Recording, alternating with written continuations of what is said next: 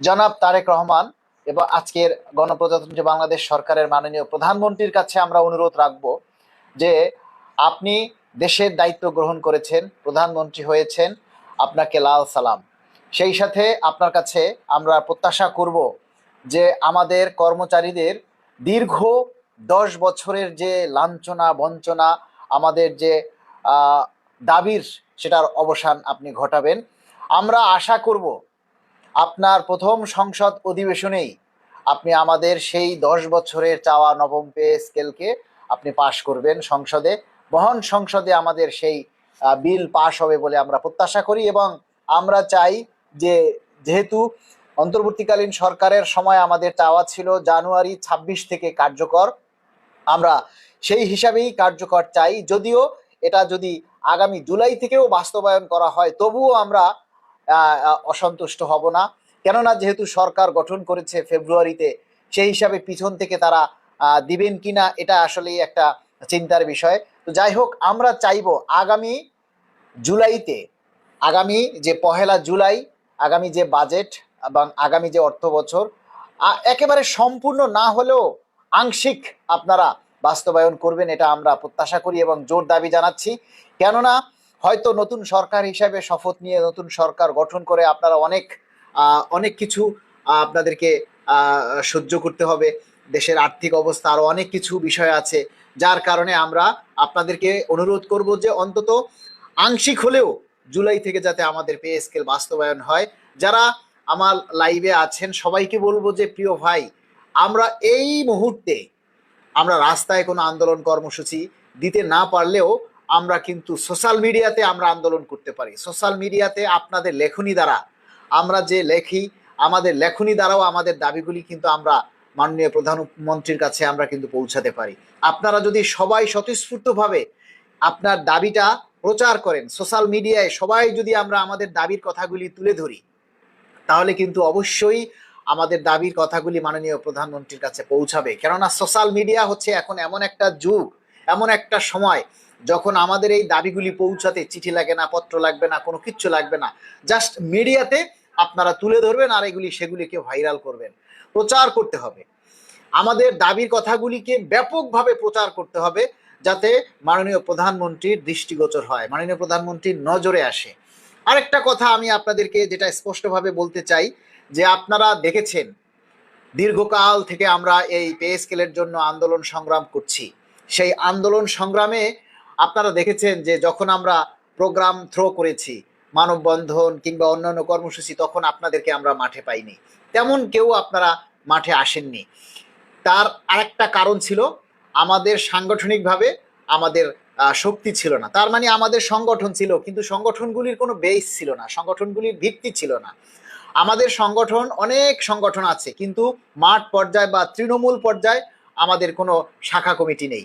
তাই আমরা তারুণ্যের জয় করার জন্য, আমরা তারুণ্যের জোয়ার ঘটানোর জন্য আমরা চাই এই যে বাংলাদেশ সরকারি কর্মকর্তা কর্মচারী কল্যাণ সমিতি নামের একটি সংগঠনের আত্মপ্রকাশ ঘটেছে এবং আপনারা সেই সংগঠনের হাতকে শক্তিশালী করার জন্য সারা বাংলাদেশের প্রতিটি জেলা উপজেলায় আপনারা সেখানে উপকমিটি বা সাব কমিটি বা শাখা কমিটি গঠন করুন।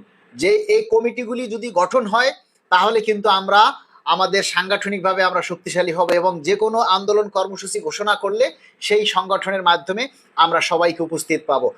যত তৃণমূল পর্যায়ে শাখা কমিটি গঠিত হবে, অর্থাৎ একটা গাছ যখন হয় সেই গাছের শাখা প্রশাখা যত বিস্তৃত হবে ওই গাছটা তত মজবুত হবে, এটা আপনাদের সকলেরই কথা। এজন্য আপনারা প্রতিটা জেলা উপজেলায়, উপজেলায় 31 সদস্য বিশিষ্ট, উপজেলা দপ্তর অফিস এগুলোতে 31 সদস্য বিশিষ্ট কমিটি, আর যদি জেলা কমিটি হয় তাহলে সেটা 51 সদস্য বিশিষ্ট কমিটি হবে। আমার পেজে একটু আগেও আমি কমিটির রূপরেখা দিয়েছি, কি কি পদ থাকবে, জেলায় কোন কোন পদ থাকবে, উপজেলায় কোন কোন পদ থাকবে, সেটার একটা রূপরেখা আমরা পোস্ট করে দিয়েছি। যেই পোস্ট অনুযায়ী আপনারা জেলা কমিটি কিংবা উপজেলা কমিটি কিংবা দপ্তর অধিদপ্তরে আপনারা কমিটি গঠন করতে পারেন। দ্রুত সময়ের মধ্যে আপনারা কমিটি গঠন করবেন। একটা কথা মনে রাখবেন, আমাদের সাব কমিটি যত দ্রুত গঠন হবে তত আমরা আন্দোলন সংগ্রামের কাজ শুরু করতে পারবো। আমরা সাংগঠনিকভাবে শক্তিশালী হয়ে না হয়ে আমরা কিন্তু আর কোনো আন্দোলনে যাচ্ছি না, কারণ ওই মেরুদণ্ডহীন যে সমস্ত ফ্যাসিস্ট আলা নেতাদের পিছনে আমরা আর কোন আন্দোলন সংগ্রাম করব না। তাদের পিছনে আন্দোলন সংগ্রাম করে আপনারা দেখেছেন। আজকে কিছু কথা আসলে না বললেই নয়। আপনারা জানেন যে আমরা 5ই ডিসেম্বর আমরা সারা দেশের মানুষকে আহ্বান করে প্রায় 3 লাখ মানে 3 লক্ষাধিক মানুষ 5ই ডিসেম্বর জাতীয় শহীদ মিনারে আপনারা এসেছিলেন, কিন্তু সেখান থেকে কোনো কর্মসূচি নেতারা দিতে পারেনি, কেননা তাদের পিছু টান ছিল। তাহলে যারা 5ই ডিসেম্বর কর্মসূচি এতগুলি লক্ষাধিক মানুষ কর্মসূচিতে এনে তারা কর্মসূচি দিতে পারে না, সেই সমস্ত নেতাদের পিছনে ঘুরে কি লাভ হবে? আবার দেখেন, আমরা অনেক আগে থেকেই বলতেছিলাম এই যে 6 তারিখে যে কর্মসূচিটা দেওয়া হয়েছে, এটা আমরা অনেক আগে থেকে দেওয়ার জন্য বারবার বলেছি, কিন্তু যেখানে 12 তারিখ নির্বাচন, সেখানে 6 তারিখে এরকমের একটা কর্মসূচি কিভাবে ঘোষণা করে আমরা নিরুপায় হয়ে পালন করেছি। আমরা নিরুপায় হয়ে এই কর্মসূচিগুলি আমরা পালন করেছি। কিন্তু আপনারা দেখেছেন যে গত 6 ফেব্রুয়ারি প্রায় 3 লক্ষের উপরে কর্মচারীরা বিভিন্ন জায়গা থেকে ধার দেনা করে তারপরে এই কর্মসূচিতে এসেছে। কিন্তু আমরা কি করলাম? আমরা বিকালবেলায় তাদেরকে কর্মসূচি স্থগিত করে দিয়েছি। অথচ আগের দিন কথা হয়েছে, মিটিং হয়েছে যে কেউ যদি গ্রেপ্তার হয় তাহলে তার পরের স্টেজে যারা থাকবে তারা কর্মসূচি চালিয়ে নেবে, কিংবা কেউ যদি চাপে থাকে তাহলে পরের স্টেজে যারা থাকবে তারা কর্মসূচি চালিয়ে যাবে। কিন্তু আমাদের শীর্ষ নেতারা কি করলো? কারো সাথে যোগাযোগ করলো না, কারো সাথে আলাপ আলোচনা না করেই তারা হুট করে এসে কর্মসূচি স্থগিত করে দিল। আর সেখানের উপস্থিত কর্মচারীরা তাদেরকে দালাল বলে ভূষিত করলো। দালাল উপাধি দিয়ে কেন্দ্রীয় শহীদ মিনার থেকে ঘাট ধাক্কা দিয়ে এক প্রকার তারপর তাদেরকে বের করে দিল। তাহলে এই নেতৃত্বের কি দাম আছে? আমার নেতাকর্মীরা যদি আমাদেরকে দালাল বলে অভিহিত করে, তাহলে সেই নেতৃত্বের কি দাম আছে? এমন নেতা হতে চাই না আমরা এমন নেতা হতে চাই না। প্রয়োজনে আপনাদের মতো হাত গুটিয়ে ঘরে বসে থাকবো, কিন্তু এই রকমের মেরুদণ্ডহীন মাজা ভাঙ্গা নেতৃত্ব আমরা দিতে চাই না। যদি আপনারা সহযোগিতা না করেন তাহলে স্পষ্ট বলে দিবেন যে ভাই আমরা সহযোগিতা করব না, আমাদের পে স্কেল লাগবে না, তাহলে আমরা ঘরে চুপ করে বসে থাকব। আপনারা যদি সহযোগিতা না করেন, আপনারা সহযোগিতা মানে প্রতিটি জায়গায়, প্রতিটি জেলায়, প্রতিটি উপজেলায় যদি শাখা কমিটি গঠন না হয়, তাহলে আমরা কিন্তু কোনো কর্মসূচি আমরা যাব না। কোনো মেরুদণ্ডহীন নেতৃত্বের অধীনে আমরা কোনো কর্মসূচি আর পালন করব না। বিশেষ করে দাবি আদায় ঐক্য পরিষদ ওই 6 ফেব্রুয়ারিতেই শেষ হয়ে গেছে। হয় আমরা নতুন করে ঐক্য গড়ে তুলবো, নতুবা আর কোনো আন্দোলন কর্মসূচিতে যাব না, ঘরে চুপচাপ বসে থাকবো। যদি আপনারা সহযোগিতা না করেন, আর আপনারা যদি সহযোগিতা করেন মানে প্রতিটি জেলায়, প্রতিটি উপজেলায় আপনারা শাখা কমিটি গঠন করবেন।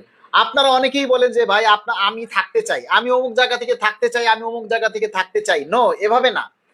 আপনি আপনার জেলায়, আপনার উপজেলায়, আপনার দপ্তরে, আপনার অফিসে যারা আছে তাদের সবাইকে নিয়ে আলোচনা করে, আপনারা সবাইকে নিয়ে আলোচনা করে তারপরে সুন্দর করে সবার সাথে আলোচনা করে আপনারা একটা কমিটি দাঁড় করাবেন। এরপর আমাদেরকে ইনফরমেশন দিবেন, আমাদেরকে দাওয়াত দিবেন, আমরা গিয়ে সেই কমিটি অনুমোদন দিয়ে আসবো। তো আর আপনার জেলায়, আপনার উপজেলায় আমরা কাউকে চিনবো না, আপনারা সবাইকে চিনবেন। আপনারা যাদেরকে চিনবেন তাদেরকে নিয়ে আপনারা কমিটি গঠন করবেন। ডিজিটাল ভার্সিওয়ালা লাইভটা শেয়ার করে আমাকে রিকোয়েস্ট দিলে আমি আপনাকে কলে নিতে পারবো। আর আমাদের এখনকার কিছু শীর্ষ নেতারা, তাদের কাজ হচ্ছে, তারা এই যে দেখেন 6 ফেব্রুয়ারির পর আজ পর্যন্ত কোনো নেতার মানে সারা শব্দ নেই। সবাই এখন ঘুমোচ্ছে, কারো কোনো সারা শব্দ নাই। তারা আবার কখন আসবে? হঠাৎ করে আসবে, এসে একটা কর্মসূচি ঘোষণা করবে। কর্মসূচি ঘোষণা করার পর তারা স্টেজে উঠে চেয়ারে গাদাইয়া বসবে, গাদাইয়া বৈশা তারপরে মানুষের কাছ থেকে টাকা পয়সা নিয়ে, স্লিপ নিয়ে তাদের টাকার বিনিময়ে ভাষণ দেওয়া হবে। আর হঠাৎ করে তারা কোনো কর্মসূচি থ্রো না করে দেখবেন যে কর্মসূচি আপনাদেরকে স্থগিত করে দেবে, বলবে আপনারা বাড়িতে যান গা, আমরা পরে আপনাদেরকে জানাই দেবো।